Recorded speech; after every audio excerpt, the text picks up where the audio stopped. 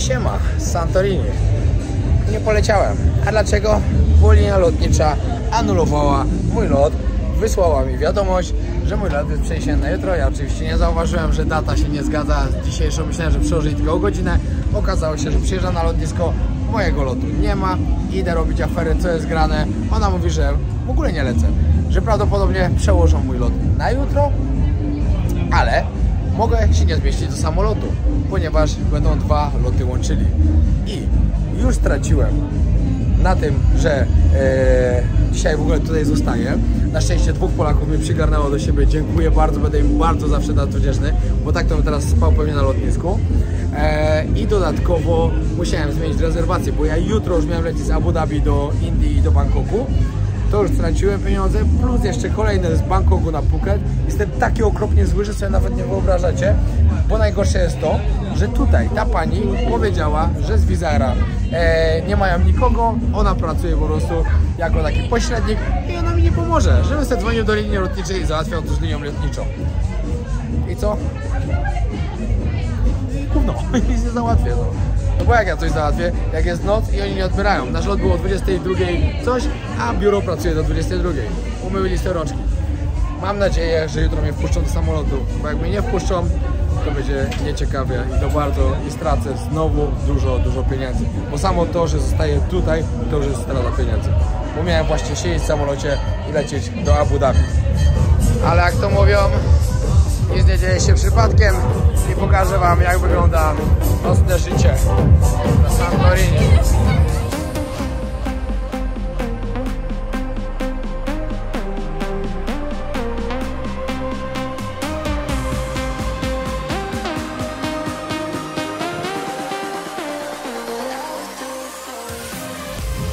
Tutaj kolejny klub.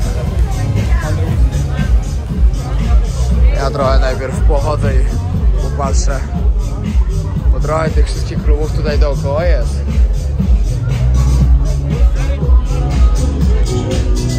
Wiecie jak jest? Wiecie, jedziemy przypadkiem, dlatego że tu zostałem, ale nie lubię, jak się trzeba zmieniać plany i szczególnie jak do tych planów trzeba dokładać później duże pieniądze, bo naprawdę mi to skomplikowało bardzo dużo rzeczy.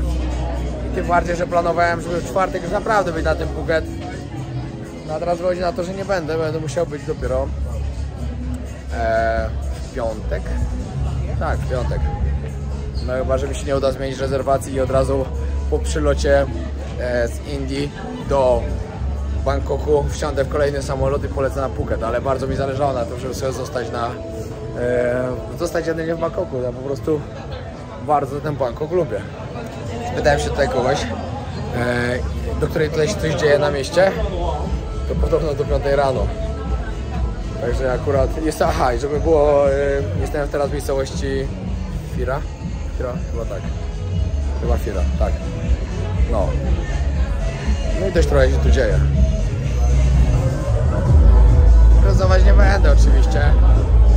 Mam tego pokazać, że są tu takie miejsca. Taka ulica tutaj w sumie jest cała, gdzie właśnie jest impreza obok imprezy.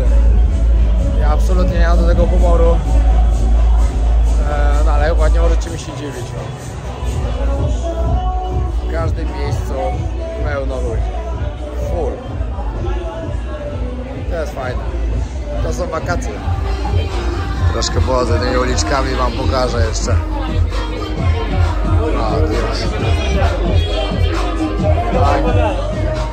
Fajnie, bardzo dużo młodych ludzi, bardzo. Wiecie, co mi się w ogóle wydawało, zanim przyjechałem na Santorini? Że Santorini to będzie bardzo drogi kierunek. No wiadomo, to jest bardzo popularna wyspa.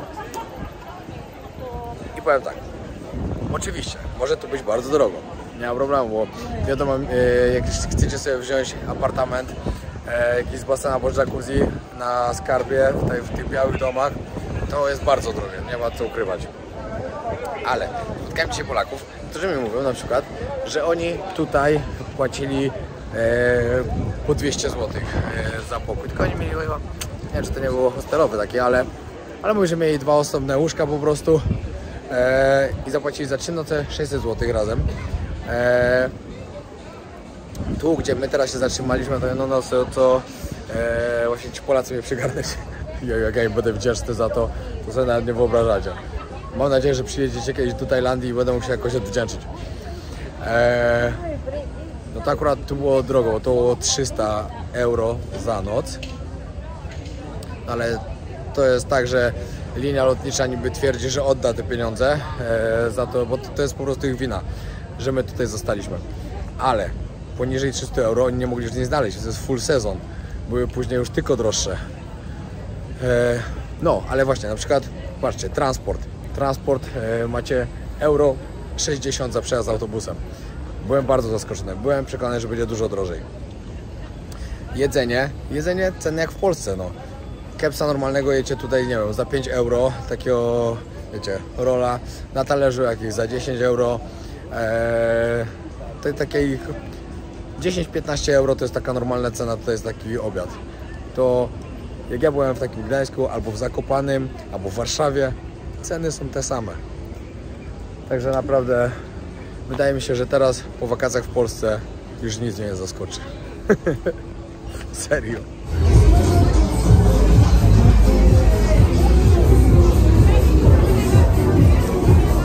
Ekipą imprezową sobie przyjechać tutaj, to było całkiem nieźle.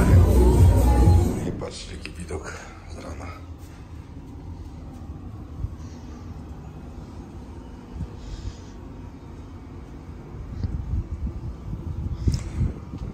Coś pięknego.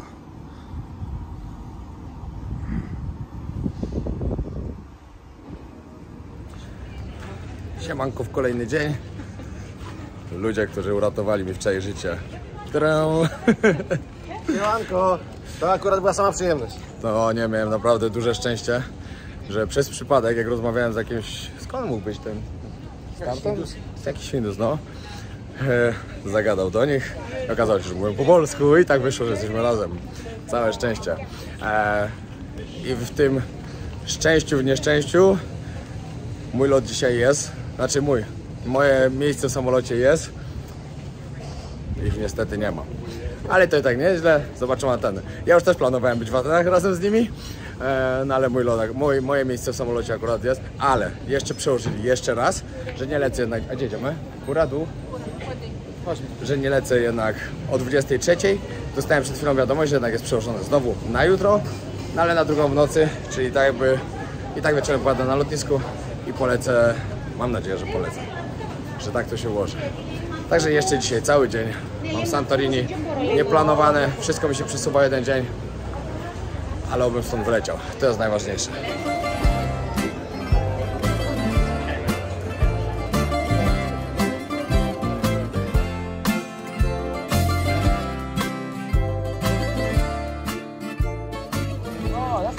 Chyba później pójdę na tą kolejkę, żeby zjechać tam na dół i zobaczyć, co tam jest.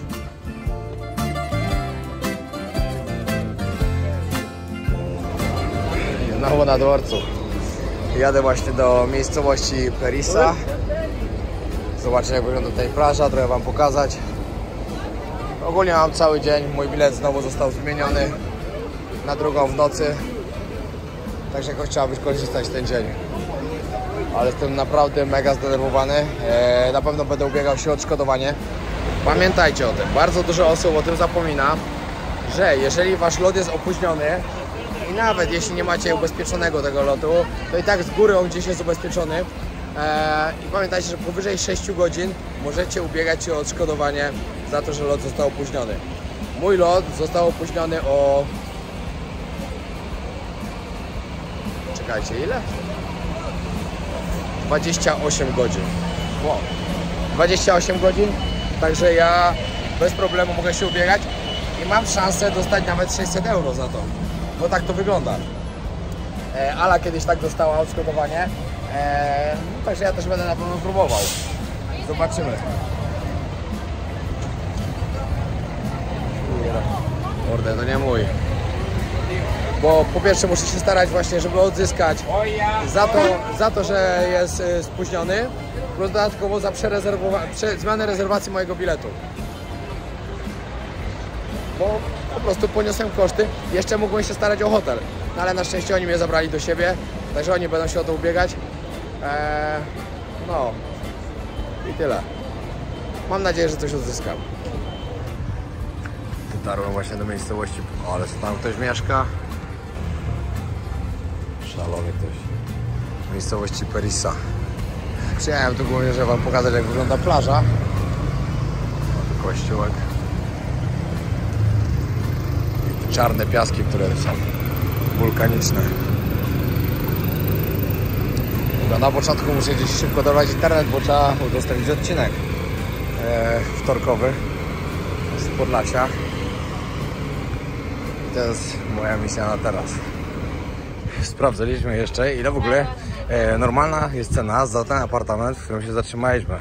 Co właśnie ci Polacy do siebie przygarnęli, bo jak poszliśmy tam, to był ostatni pokój, a oni mieli rezerwację akurat, ja nie. Rezerwacja i tak o 20:30 została anulowana, ale my już w tym pokoju byliśmy. I znaleźli go za 150 euro, co było po prostu niemożliwe aż, bo normalna tego cena to było 400, a nawet w terminie 15-16, czyli za tydzień, już był po 400 za jedną noc, 400 euro.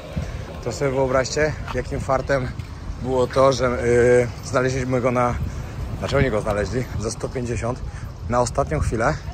I jeszcze dodatkowo było tam dodatkowe łóżko, w którym mogłem się przespać. Ale to fajnie wygląda. Ale to robi wrażenie. No ale plaża wiadomo, no.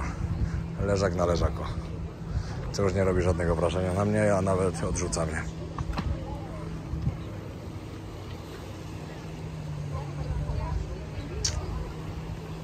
No takiego czegoś nie robię. Rozumiem, jakieś miejsce na leżaki, wszystko fajnie, ale też normalne miejsca, a nie wszędzie, tylko tak wygląda.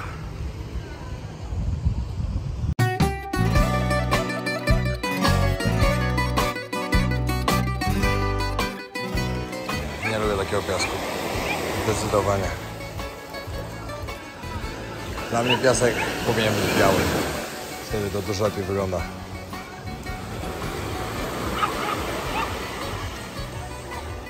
O, tu mniej więcej mogę wam zobrazować to, gdzie jest ten drat. Wczoraj, znaczy zatrzymałem się w Fira dokładnie, czyli na środku. Wczoraj byłem w Oja na górze, a teraz jestem w Perissa, czyli tu na dole. No i tutaj ten transport autobusami to jest tak świetna sprawa po prostu. Wiecie, są miejsca, gdzie jedziecie, musicie wynająć samochód albo skuter, żeby się poruszać. Tutaj jazda autobusem jest bardzo łatwa, jeżdżą bardzo często. Na tych krótszych trasach euro 60 za przejazd. Teraz jechałem trochę dalej.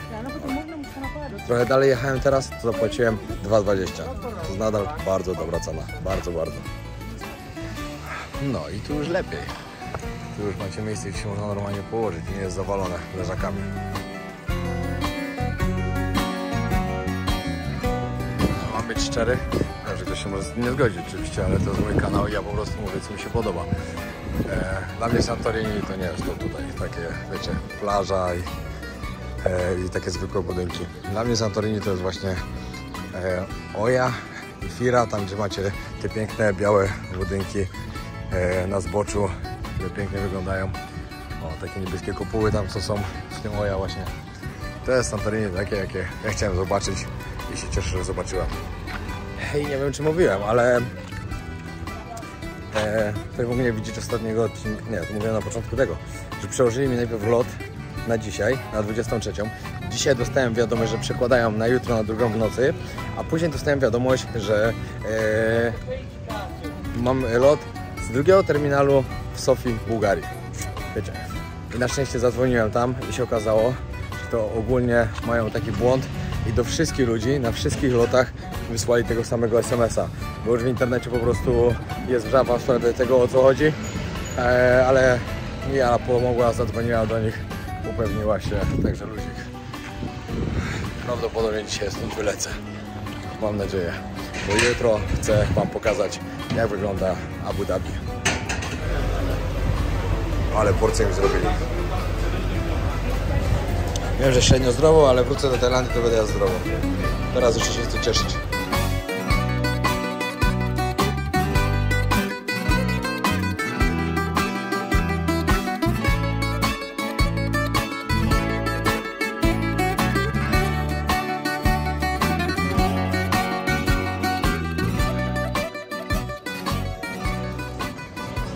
Piękne to zachód słońca dzisiaj jest. Cieszę się, że udało mi się to tu zobaczyć jeszcze. Z tego statku pewnie też jest piękne.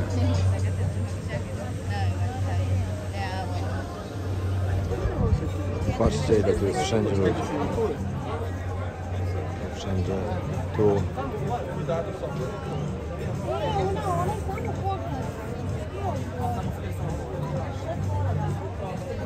Tu ludzie są wszędzie. Tak jak wam mówiłem, Santorini na pewno ma dużo plusów, bo jest pięknym miejscem, które naprawdę warto odwiedzić. Cieszę się, że tu przyjechałem, ale też ma bardzo dużo minusów, a największym minusem są tysiące ludzi. Wszędzie, po prostu wszędzie. Ale zachód słońca złoto. W sumie nie wiem, po co stąd idę. Tak nie mam co robić. Jeszcze parę godzin. Za chwilę zajdzie słońce i znowu cała ulica zacznie żyć imprezowo. Ale już się nie mogę doczekać, jak wrócę do normalnego trybu, takiego trening, jedzenie, spanie. No i wiadomo, jakaś plaża i odpoczywanie. Znaczy, dobra, ja na plażę mało jeżdżę, ale lubię jechać i sobie na nią popatrzeć. I po prostu się tak za tym stęskniłem, że się tak cieszę, że wracam do tej Tajlandii. Szkoda, że bez Ali, że musiała zostać. No ale w sumie muszę się teraz skupić bardzo na treningach. Także dobrze nawet, że będę sam, będę typowo tylko w trening wpatrzony. Nie będzie mnie nic rozpraszało, a to jest bardzo ważne w sumie. Bo zostało mi tylko, zostało. Będę miał tak naprawdę tylko 7 tygodni na przygotowanie się do mojej walki. Wiadomo, że cały czas tam coś robiłem, to nie będzie źle, ale muszę być skupiony.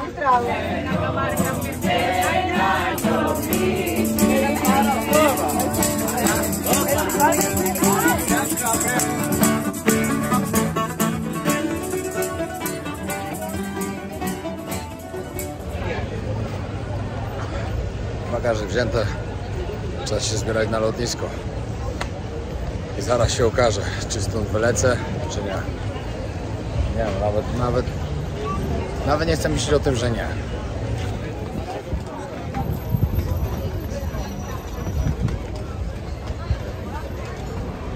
Spóźniłem się na autobus i 45 minut czekania teraz. Ale tu się dzieje na tym lotnisku. Ja przyjechałem specjalnie o 23, a dopiero o 22, coś 30, że za 4 godziny dopiero lot. Tam, nie widać akurat, ludzie, którzy się kłócą o bilety i nie ma dla nich miejsca w tym samolocie. Mają takie kłopoty, całe rodziny po prostu. Ja miałem takiego farta, że po prostu zadzwoniliśmy i powiedzieli mi, że jest dla mnie bilet. Przyszedłem, no i mam. I petarda, no ale rodziny z dziećmi i nie polecam. Z Indii akurat. Poznałem też chłopaka z Afganistanu, który powiedział mi, że teraz już można normalnie tam lecieć, że już jest spokój, że, znaczy dobra, zależy co dla kogo jest spokój, ale powiedział mi, że teraz już jest tam bezpiecznie, żeby tam pojechać, że widują normalnie też, wiecie, obcokrajowców i tak dalej. To jest fajny pomysł, naprawdę. Pokazać i mam do niego kontakt. Powiedział mi, że jakbym jechał, żeby się odzywać, żeby mi z chęcią tam pomógł na miejscu. Fajnie łapać takie kontakty. No, to może być pomysł na fajną podróż. Prawie 24, takie małe lotnisko, a zawalone tak, że nie ma gdzie usiąść po prostu. Ciekawe, ile samolotów było takich przeniesionych na dzisiaj, tak jak mój wczoraj z Abu Dhabi. No lotnisko tak dobite naprawdę, no nie idzie znaleźć miejsca, żeby usiąść. To znaczy teraz będę na ziemi siedział, bo na krześle to mogę pomarzyć. Ale gniazdka nie ma.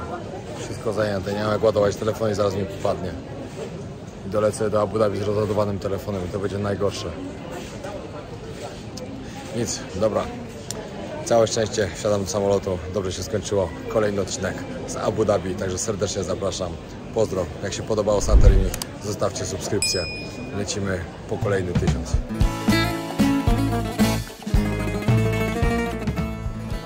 Właśnie przełożyli znowu lot. 3:25 pokazuje. Mam 4 godziny, trzeba iść spać. 5:30, a my dopiero wsiadamy. Także odlecimy pewnie po 6:00.